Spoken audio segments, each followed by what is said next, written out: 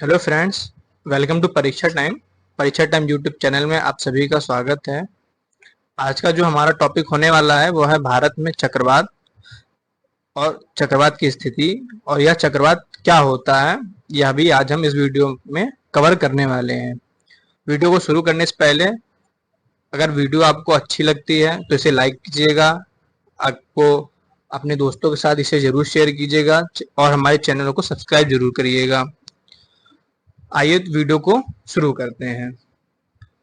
आज हम इन टॉपिकों पर बात करने वाले हैं, बिंदुओं पर। चक्रवात क्या है, चक्रवात कैसे बनते हैं, उष्णकटिबंधीय चक्रवात क्या होता है और चक्रवातों का नामकरण क्यों आवश्यक है, और अंत में आपके लिए एक अभ्यास प्रश्न रहेगा। लेकिन इससे पहले हम जानेंगे कि यह खबरों में क्यों है। खबरों में भारतीय मौसम विज्ञान विभाग IMD इंडिया मेट्रोलॉजिकल डिपार्टमेंट ने बताया कि बंगाल की खाड़ी में एक चक्रवात विकसित होने की संभावना है जो पश्चिम बंगाल और बांग्लादेश की ओर बढ़ रहा है। यह 2024 में उत्तरी हिंद महासागर बेसिन में आने वाला एक पहला चक्रवात होगा जिसका नाम ओमान द्वारा प्रस्तावित चक्रवात रेमल रखा जाएगा, जिसका वास्तविक नाम रेमल है। इसे अभी हम खबरों में और चर्चाओं में सुन रहे हैं, जिसने पश्चिम बंगाल में अधिक तबाही मचा रखी है। आइए बिंदुओं पर ध्यान दें। चक्रवात क्या है? चक्रवात कम दबाव वाले क्षेत्र के आसपास तेजी से अंदर की ओर हवा का संचार होता है। दूसरे शब्दों में यह कम दबाव वाली प्रणाली है जो गर्म पानी के ऊपर बनती है, जो गर्म पानी के ऊपर, जो कि यहां बनती है। ठीक है। और चक्रवात उष्णकटिबंधीय और उपोष्णकटिबंधीय क्षेत्रों में गर्म पानी के ऊपर बन सकते हैं और वे अपनी विनाशकारी क्षमता के लिए जाने जाते हैं, जैसा कि अभी हम हाल के खबरों में देख रहे हैं जो पश्चिम बंगाल के तटीय क्षेत्रों में हो रहा है। ठीक है। जैसा कि ये देखिए डायग्राम में भी हम देख सकते हैं, यह ठंडी हवा है और यह नीचे गर्म हवा है और बीच में इसका बनता हुआ नेत्र है। ठंडी हवा नीचे की ओर जाती है और गर्म हवा ऊपर की ओर आ रही है, जिसकी वजह से चक्रवात की स्थिति उत्पन्न होती है। ठीक है। और यह सभी नोट्स आपको हमारे टेलीग्राम चैनल पर उपलब्ध करा दिए जाएंगे। आपने अगर टेलीग्राम चैनल को अभी नहीं ज्वाइन किया है तो आप उसे ज्वाइन करिए और अपने दोस्तों के साथ जरूर उसे शेयर करिएगा लिंक को। आइए जानते हैं चक्रवात कैसे बनते हैं। जैसे ही गर्म क्षेत्रों में गर्म हवा होती है वह ऊपर उठती है, जिससे उस तरह सतह पर कम दबाव पैदा होता है जिस पर वह रहती है। जब ठंडे क्षेत्रों में हवा ठंडी हो जाती है तो वह नीचे उतरती है, जिससे सतह पर उच्च दबाव पैदा होता है। अवदाब या निम्न दबाव की स्थिति में हवा ऊपर उठती है और निम्न दबाव केंद्रों के चारों ओर एक विशेष दिशा में बहती है। यह दिशा कॉरियोलिस और प्रभावी के कारण जो पृथ्वी के अपने अक्ष पर घूमने का परिणाम है। कोरियोलिस प्रभाव के कारण उत्तरी गोलार्ध में वायु दाईं ओर और दक्षिणी गोलार्ध में वायु बाईं ओर मुड़ जाती है, जिससे निम्न दाब केंद्र के चारों ओर क्रमश वामावर्त तथा दक्षिणावर्त परिसंचरण होता है। यह प्रक्रिया चक्रवात के निर्माण और तीव्रता में महत्वपूर्ण होती है तथा इसे भारी वर्षा, तेज हवाएं, तूफानी लहरें जैसी गंभीर समस्याएं व घटनाएं हो सकती हैं। आइए इसके दूसरे बिंदु पर बात चर्चा करें। चक्रवातों के प्रकार। चक्रवातों को मोटे तौर पर दो प्रकारों में वर्गीकृत किया जा सकता है, उष्णकटिबंधीय चक्रवात और उष्णकटिबंधीय चक्रवात। जैसा कि राष्ट्रीय आपदा प्रबंधन प्राधिकरण द्वारा वर्गीकृत किया गया है, उष्णकटिबंधीय चक्रवात ये तीव्र वृत्ताकार तूफान है जो उष्णकटिबंधीय क्षेत्र में गर्म उष्णकटिबंधीय महासागरों से उत्पन्न होते हैं और तटीय क्षेत्रों की ओर बढ़ते हैं तथा प्रचंड हवाओं, बहुत भारी बारिश वर्षा, तूफानी लहरों के कारण या उत्पन्न होते हैं और यह इन्हीं कारणों से और भी विशाल होते जाते हैं। इनकी विशेषता निम्न वायुमंडलीय दबाव है। उष्णकटिबंधीय तूफानों के निर्माण और तीव्रता के लिए अनुकूल परिस्थितियां हैं।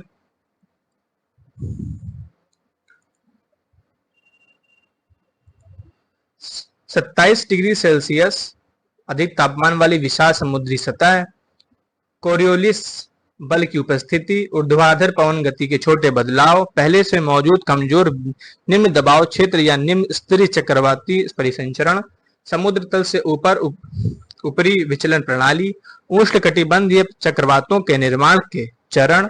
उष्णकटिबंधीय चक्रवातों के विकास चक्र को 3 चरणों में विभाजित किया जा सकता है।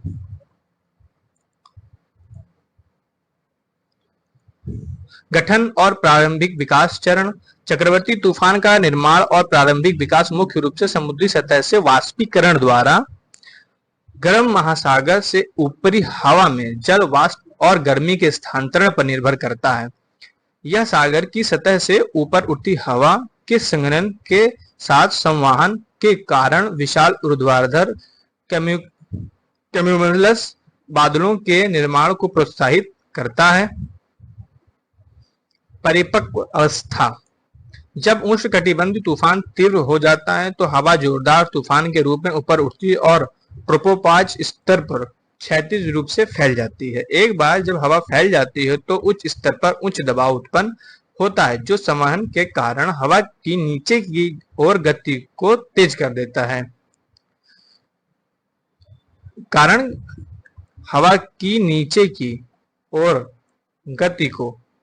देता है। जिससे ये हवा की नीचे की ओर ये भेजता है। जैसे ये हमारा कोई संग्रहण है तो जो हवा होती है हमारी वायु, इसे वो नीचे की ओर करने लगता है, वो प्रेशर कर देता है। अवतल के कारण संपीड़न से वायु गर्म हो जाती है और एक गर्म नेत्र, जैसा कि अभी हमने डायग्राम में देखा है, उत्पन्न होता है। हिंद महासागर में एक परिपक्व उष्णकटिबंधीय चक्रवात की मुख्य भौतिक विशेषता अत्यधिक अशांत विशाल कम्यूमुलस एंड थंडर क्लाउड बैंड का एक संकेंद्रित पैटर्न है। संशोधन और क्षय। अगर वीडियो आपको हमारी अच्छी लग रही होगी तो इसे जरूर से जरूर लाइक कीजिएगा, दोस्तों के साथ जरूर शेयर कीजिएगा। संशोधन और क्षय। जैसे ही उष्णकटिबंधीय चक्रवात की गर्म नम हवा का स्रोत कम होने लगता है या अचानक बंद हो जाता है तो वह अपने केंद्रीय निम्न दबाव के आंतरिक गर्मी और अत्यंत उच्च गति के कारण कमजोर पड़ने लगता है। ऐसा तब होता है जब वह धरती पर पहुंचता है या जब वह ठंडे पानी के ऊपर गुजरता है। उष्णकटिबंधीय चक्रवातों के लिए शब्दावली। इन तूफानों को उनके क्षेत्र के आधार पर टाइफून या हरिकेन के नाम से भी जाना जाता है। चीन सागर, प्रशांत महासागर इन्हें टाइफून के नाम से जानते हैं और कैरेबियन सागर और अटलांटिक महासागर में वेस्ट इंडियन द्वीप समूह में हरिकेन, पश्चिम अफ्रीका और दक्षिण अमेरिका के गिनी द्वीप समूह में टॉर्नेडो, उत्तर पश्चिमी ऑस्ट्रेलिया में विली विली और हिंद महासागर में इन्हें उष्णकटिबंधीय चक्रवात कहा जाता है। भारत में चक्रवात का मौसम। आमतौर पर उत्तरी हिंद महासागर क्षेत्र, बंगाल की खाड़ी उष्णकटिबंधीय चक्रवात प्री मानसून अप्रैल और जून होता है, जो अभी हमारा समय चल रहा है, जिसपे हमारा अभी रिहर्सल आया हुआ है। चक्रवात पोस्ट मानसून अक्टूबर से दिसंबर की अवधि के दौरान विकसित होते ही हैं। जलवायु परिवर्तन और चक्रवात। जलवायु परिवर्तन से उष्णकटिबंधीय चक्रवातों की आवर्ती तीव्रता और पैटर्न पर असर पड़ने की आशंका है। समुद्र का बढ़ता तापमान, समुद्र का बढ़ता स्तर तथा वायुमंडलीय परिसंचरण पैटर्न में परिवर्तन, ये सभी ऐसे कारक हैं जो उष्णकटिबंधीय चक्रवातों की प्रकृति में परिवर्तन में योगदान करते हैं। चक्रवातों का नामकरण क्यों है जरूरी और इसका क्या है महत्व? चक्रवातों का नामकरण दुनिया भर में क्षेत्र विशिष्ट मौसम विज्ञान केंद्र RSMC और उष्णकटिबंधीय चक्रवात चेतावनी केंद्रों TCWC द्वारा किया जाता है। सबसे पहले RCMC का फुल फॉर्म होता क्या है?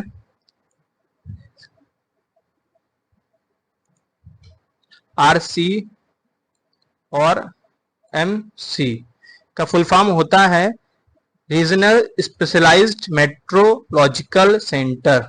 ठीक है, रीजनल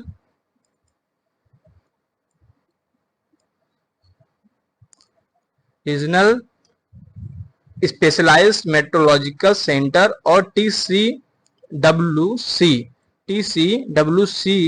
का फुल फॉर्म होता है ट्रॉपिकल साइक्लोन वार्मिंग सेंटर। ठीक है, इसके फुल फॉर्म होता है। भारतीय मौसम विज्ञान विभाग IMD। अच्छा, IMD की स्थापना कब हुई थी? चलिए बताइए। IMD की स्थापना 1875 ईस्वी में हुई थी। ठीक है, IMD की स्थापना 1875 में किया गया था। RSMC में से एक मानक प्रक्रिया का पालन करते हुए बंगाल की खाड़ी और अरब सागर सहित उत्तरी हिंद महासागर में विकसित होने वाले चक्रवातों का नामकरण करने के लिए जिम्मेदार हैं। वर्ष 2000 में Bangladesh, Bharat, Maldives, Myanmar, Oman, Pakistan, Sri Lanka, Thailand के देशों के एक समूह ने इस क्षेत्र में चक्रवातों का नामकरण शुरू करने का निर्णय लिया था। ठीक है, इसमें 5 नाम बाद में और ऐड कर दिए गए थे जिन्हें हम अभी आगे पढ़ेंगे। प्रत्येक देश द्वारा सुझाव भेजे जाने के बाद उष्णकटिबंधीय चक्रवातों पर WMO स्कैप पैनल PTC ने सूची को अंतिम रूप दिया। IMD द्वारा 2020 में जारी 159 चक्रवात नामों की सूची इन देशों द्वारा प्रदान की गई, जिसमें प्रत्येक 13 देशों की ओर से 13 सुझाव दिए गए थे। 2018 में WMO स्कैप का विस्तार कर इसमें 5 देशों को शामिल किया गया, जैसा ईरान, कतर, सऊदी अरब, संयुक्त अरब अमीरात और यमन जैसे 5 देश शामिल हुए 2018 में। चक्रवातों के नाम क्रमिक तरीके से रखे जाते थे, जिनमें QUXYZ को छोड़कर A से Z तक की सभी अल्फाबेट होते थे।